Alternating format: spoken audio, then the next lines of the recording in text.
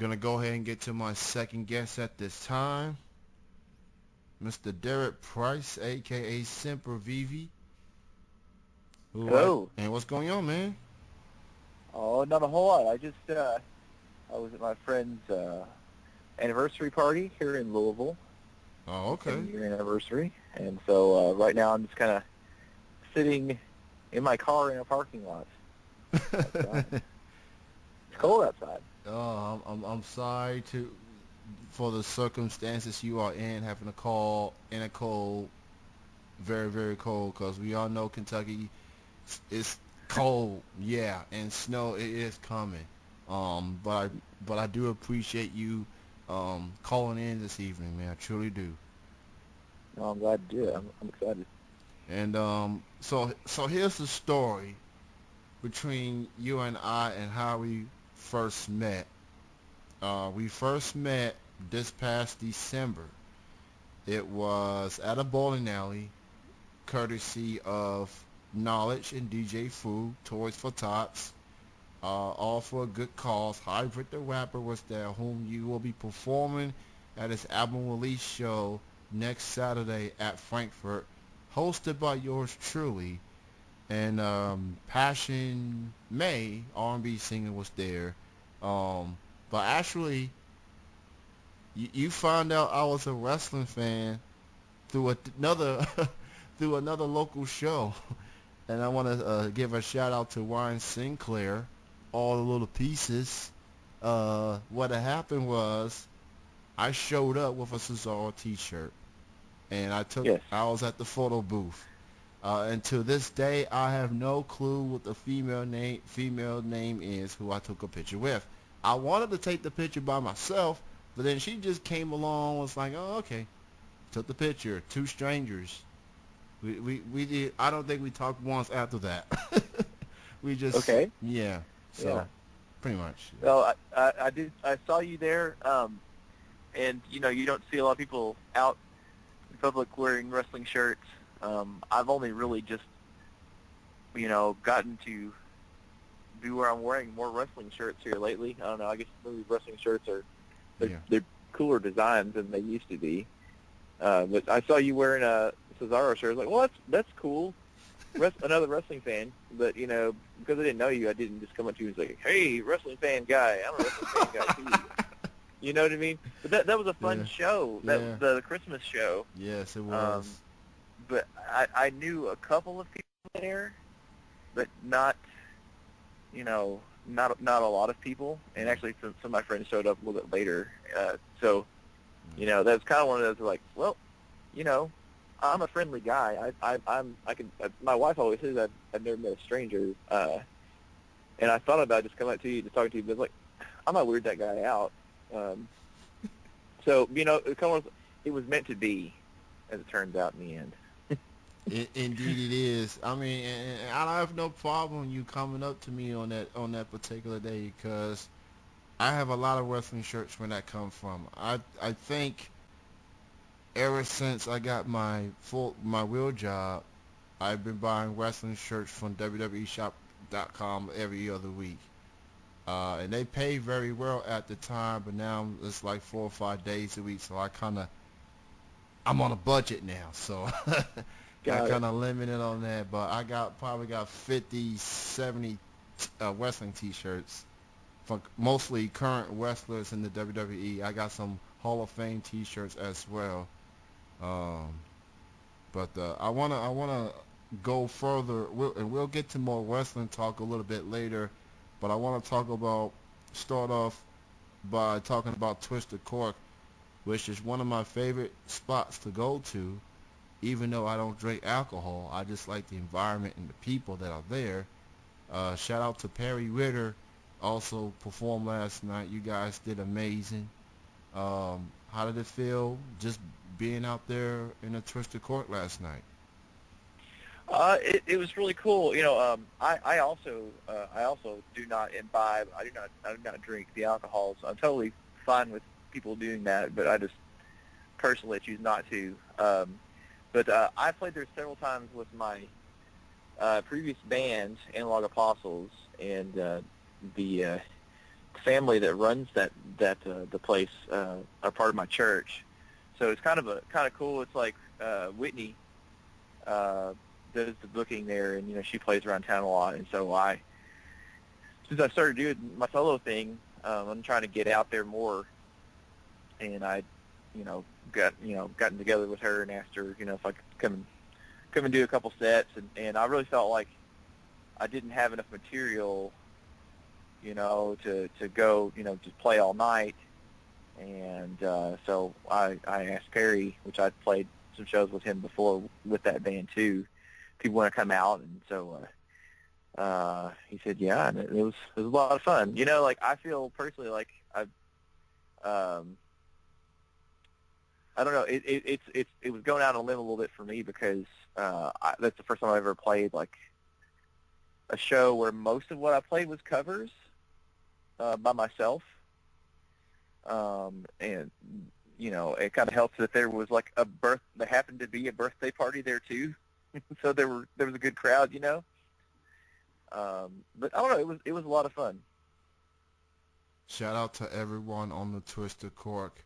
And like you don't drink alcohol, neither do I, but for those that do and do responsibly, trying to put a public servant announcement in there in between, please check out the Twisted Cork and support your local venues, support local music, man. That's how I roll around here. Support. Yeah. My kind of guy. Yeah. You are. In talking about that, I'm talking about Twisted Cork. I'm always on the lookout trying to find different venues and different places to play. And, Lexington is so saturated. I mean, there's a lot of places downtown that little places like that, on the south side where I live, they kind of, go unnoticed.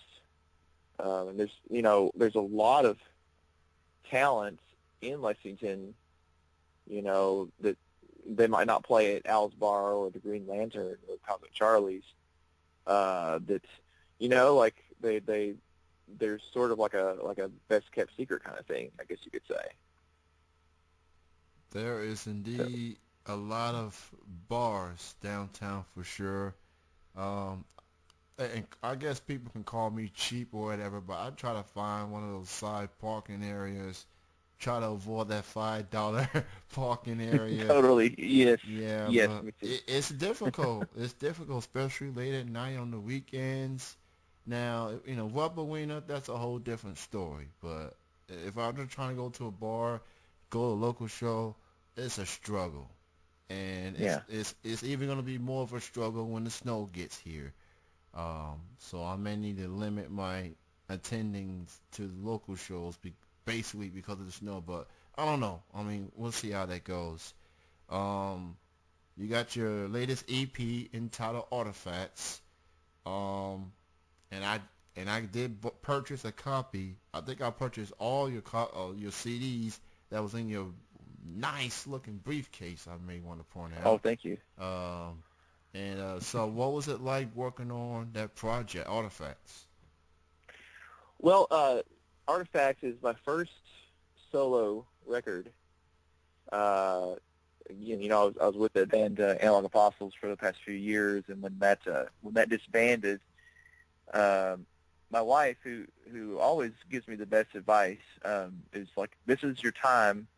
Now we just had a son, and so, this is, you need to be focusing on your own stuff, and there's so much music that I've written over the years that just hasn't ever gotten out and hasn't been fleshed out.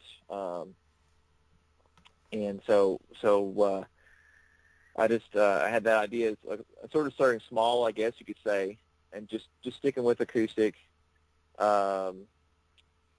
I recorded that in the church I used to be a part of in Bowling Green, Kentucky, and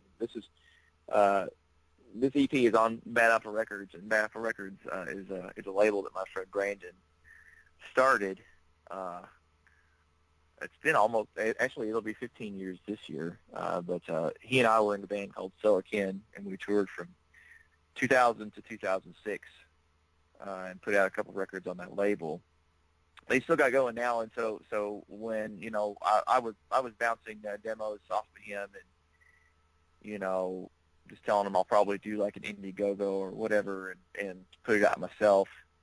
And he's like, well, I want you to know that door is open if you want to put it out on the label, and I'll help you put it out. And so, I've always considered myself part of that family, even though, neither or none of the past couple bands I was in did anything with the label. I just, I was always there sort of as a consultant on different, with art or with whatever they were doing. He would always bounce ideas off me. So I started, sending him demos, and he's like, well, I want to put this out. How do you want to do it? And so since we started doing the recording there, we sort of struck that deal up. And I don't know, it was really cool, like going back and, it's just so simple. It's a simple process in that we tracked in this church, it's, just, of course, high ceilings, vaulted ceilings or whatever.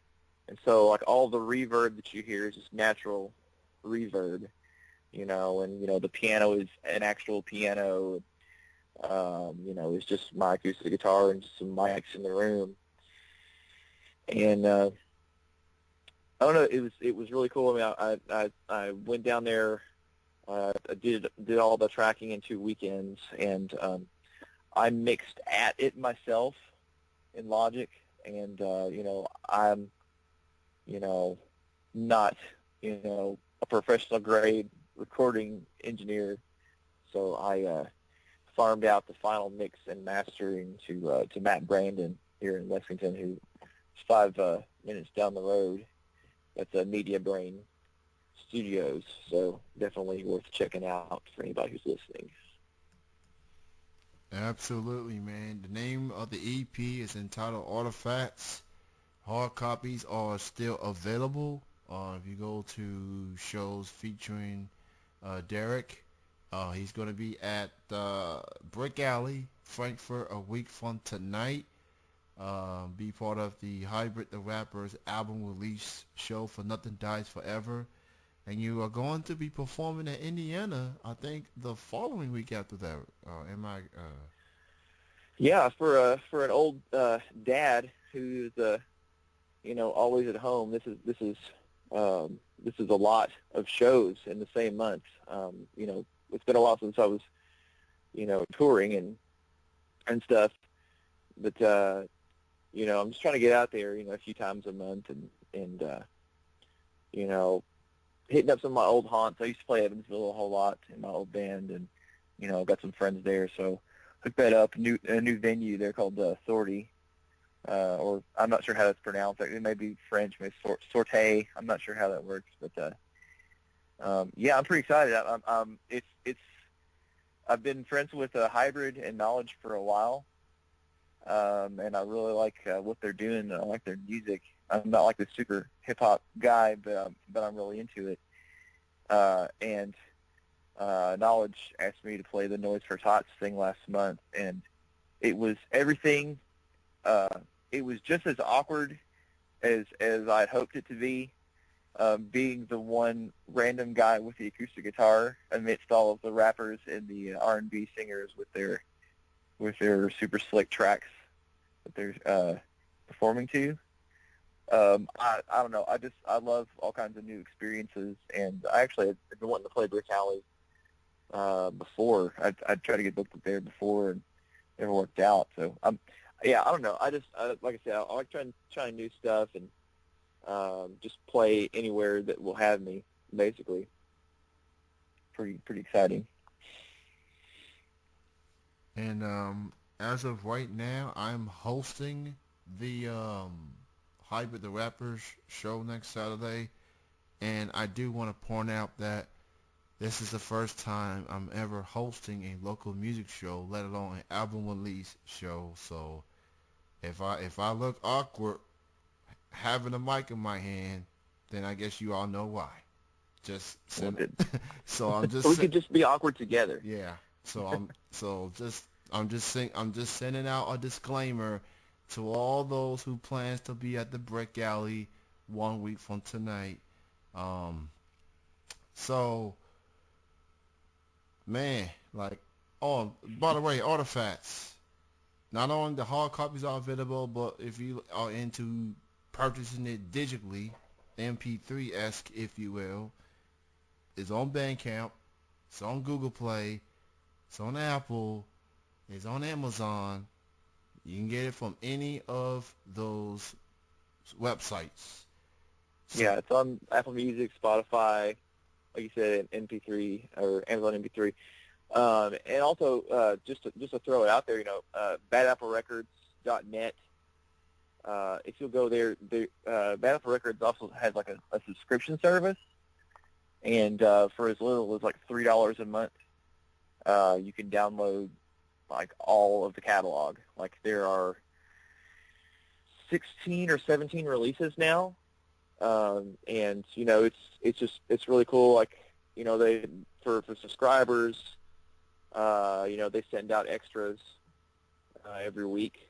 Like there's a Bad Apple Records podcast that you can get on iTunes, and like they'll have like outtakes and extra performances and things. So that's another way to support, another way to get the music, and I'm in very good company as far as the other artists on the record label. Why They Came, and then Re-Education Camp, which is a hip hop duo from also from here in Lexington. John Russellberg. I mean, there's a lot of great artists to check out if you like, a pretty good spectrum as far as indie rock or, hip hop. There's in past releases. There's some, metalcore and things like that. It's just, a pretty good variety. So, again, if you're interested in that sounds good to you. I mean, check that out at badapplerecords.net. cool. I'm definitely gonna keep an eye on that label for sure. Um, so I guess we juggling back and forth. We started wrestling, then we do music. I say let's go back to wrestling for a few minutes. Okay. So a lot's going on in the wrestling world, WWE wise, and after what happened this past Monday, here's my assumption of what I think may end up happening. I think we may be in for a Brock Lesnar versus Roman Reigns rematch at WrestleMania. Now that Brock has found himself into the Royal Rumble match. I'm not sure if I'm pleased with that or not, but I think that's the direction that they are going. Your thoughts? If that's what they do, I think it would be good. It would be a good match at least, because their match last year was really good. I don't know. I don't have anything against Roman Reigns. I think he's great. I think that maybe if he didn't talk so much, and I think they're kind of going a little bit more that way, then he would be even better. I liked him a lot when he was Shield, the guy in the Shield that didn't talk as much. He just like clobbered people, and it was great. I mean, the Shield was a really cool concept. Like one of those once in a generation things. I think they were amazing, and they probably could have kept that going longer even. But I don't know. Like if they do that, I think that would be all right. But I've heard that Triple H is probably going to be in a match. I've heard it said, and I had this idea in my head. I hadn't heard anybody talk about it, but then I was listening to Wrestling Observer Live the other day, and one of their callers that called in, who's generally kind of a crackpot, and he says like really stupid stuff. He said, well, what if Roman Reigns goes through everybody, and it appears that he wins, but then number 31 comes out and it's Triple H, and he chucks him over the top rope, and he's the champion. And as much as awful as that sounds to me, I would not put it past them, and I think that that's what they might do. But I don't know. I mean, it's a Royal Rumble. Just about anything could happen. Yeah. I mean, I would love to see, I would love to see AJ Styles, show up and you know, and I would love to see him win it. I'd love to see Shinsuke Nakamura win it too, but I think he'll still be in New Japan at that time. So we'll see what happens. I don't know. I think it's going to be really cool. I think that with all the injuries and things like that, they're back sort of against the wall. WWE is, but I think that they're going to pull out something cool because usually when that happens, when they're forced to think outside the box, then they do, and especially for WrestleMania season, they pull something out that's really cool. Now, the Triple H angle, I never really thought of that, but it may happen. You never know. I guess they'll take away the whole what we used to, 30 men, one wing, one winner type of thing. As far as, let's see, I mean, if Brock and Roman ends up in the main event, then I guess it is what it is.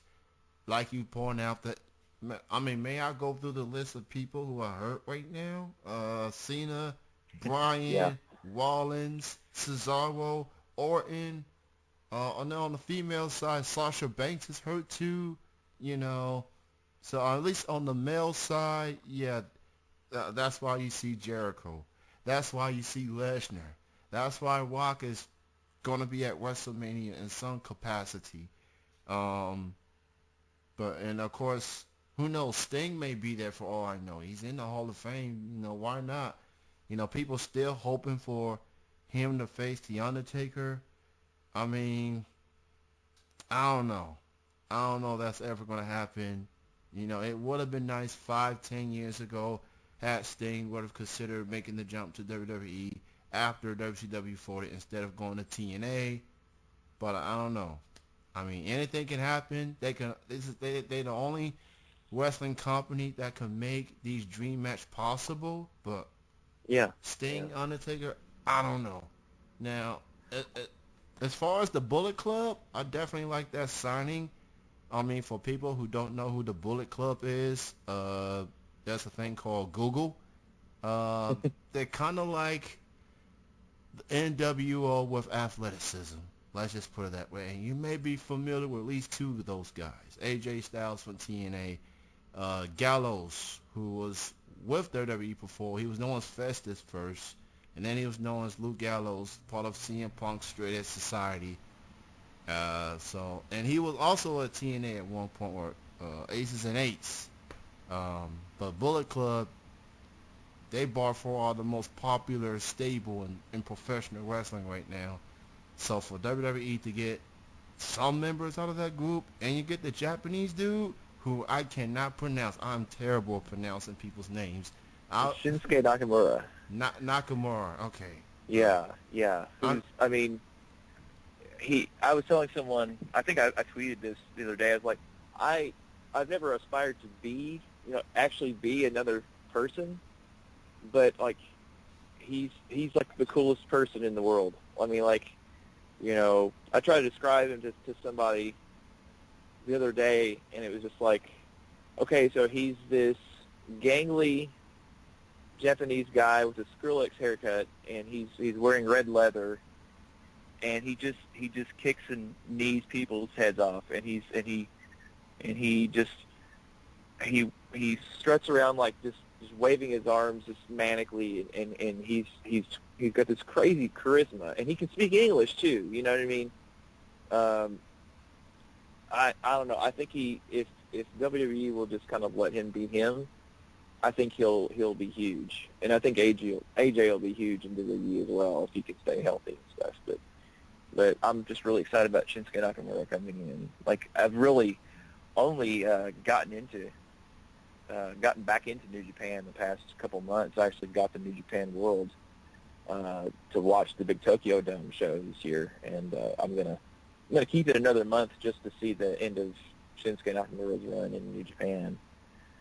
So I don't know. I think seeing some incarnation of the Bullet Club, or combining those guys with the original leader of the Bullet Club, that being Finn Balor, and making it the Balor Club, making that a thing and not just a cool T-shirt. I think that would be really awesome. I would love to see, the Royal Rumble populated by a few people from NXT and them actually make an impact. You know, not just like when Bo Dallas showed up a few years ago. You know, he checked out Bad News Barrett or King Barrett or whatever, and then that's another one who's injured right now. It's a real bummer. Yeah. But you know, and it looked like he was going to be huge, and then he just lost, and then he went back to NXT, and then he came back, and he was a geek, the Bo Leave guy. So I don't know. I think that's what WWE needs right now. All injuries is bring up some NXT guys and make them mean something. I feel like now that the Bullet Club is now signed, I guess it's a matter of time making Finn join his peoples. Was very interesting. WWE posted an Instagram pic of Finn Balor having the door open just so Finn Balor, just so the Bullet Club can get in. They should be here by now. I think that was wearing the Bullet caption. Club T-shirt. Yeah. That was pretty great. I think it's kind of fun. Yeah. Doing these little teases for the people that know what that's about, and Yeah. then if they don't know, like you say, just Google it and see why it's a big deal. Like people that are following the business really hardcore, like like knowing what the Bullet Club's about, and then again, like why there's such a big deal over in Japan, and realizing that it can translate over here. I mean, other than Nakamura, of course, all the other guys that they've signed are American. Of course, then with Balor, when Finn Balor was the head of the Bullet Club before AJ Styles, and being Irish. But the English speaking, obviously, that's a big deal for them to be able to come across and connect with everybody. But I don't know. I think that's kind of the shot in the arm that they need right now is bringing up some new talent and just going ahead and pushing them and making them top stars right away. Absolutely. I mean, regardless, WrestleMania is going to be, it's just a chance for other people to step up, more NXT guys to get in, and, I mean, we'll see how that goes. And, man, again, Sempervivi, check him out. He's on Facebook. He's on Twitter. Go buy the album Artifacts, whether you're going to be at the Brick Alley show next week or you're going to be at the Indiana show. Go buy the hard copies. Go buy the shirt. Go buy the buttons. Got stickers coming up. I'll get stickers this week. So I'm really excited about that. If you check out my Instagram and everything, you can see like I've got one that's the Kentucky flag, and the guy that did my artwork, my friend Chris Schweitzer, he did the artwork for my CD. He also did this illustration of me and the guy on the cover of the CD. I like to call him Archie because he's an archaeologist. We're shaking hands in the same position that the people on the Commonwealth Kentucky flag are shaking hands. I'm pretty excited about it, and I got a lot of good feedback on that sticker design. So I should have those by the show in Frankfurt next week. So I'll make sure you get one. Oh, definitely. I get that. I love that design. And now that I've learned that you are a graphic designer, I may need to reach out to you because I need a new logo for my show. Like the logo that you see on, let's see, Facebook and Twitter with chilling and the microphone in the background. That design is like 5-6 years old. And it's time for a change. I need a desperate change. I need something new, something refreshing, if you will. So, and I also may need a new design for the wrestling show that I do on Thursdays. So I'll definitely keep in touch with you in that regard. But man, it was so great to chat with you. I'm gonna let you go so you can get back in the crib and be warm. Cause Yeah. yes, for those who just tuning in and listening, this man on the phone, he's in the car in the cold weather, and I think he suffered long enough. So we're gonna end this conversation right now so you can be warm. But thank you for your time, man. Look forward to hearing more from you, and look forward to the Frankfurt show next weekend, man. See you Saturday, and then the next day is the Royal Rumble. So we'll Yeah. we're So gonna have a doubleheader bro down hangout session. It's gonna be great. yeah, I just hope your wife can handle the madness that's about to happen. Well, we'll be down in the basement. I got a projector and the 5.1 set up down there, and she'll be upstairs doing her thing, hanging out, and um, she might have some of her girlfriends over to counterbalance all of the testosterone downstairs. I don't know, but it'll be a good time. Pretty much. Well, you take care, man. You have a good night, man. You too. Thanks for having me, Kane. You got it, man. All right. Good night. Good night. That was Derek Price, a.k.a. Sempervivi.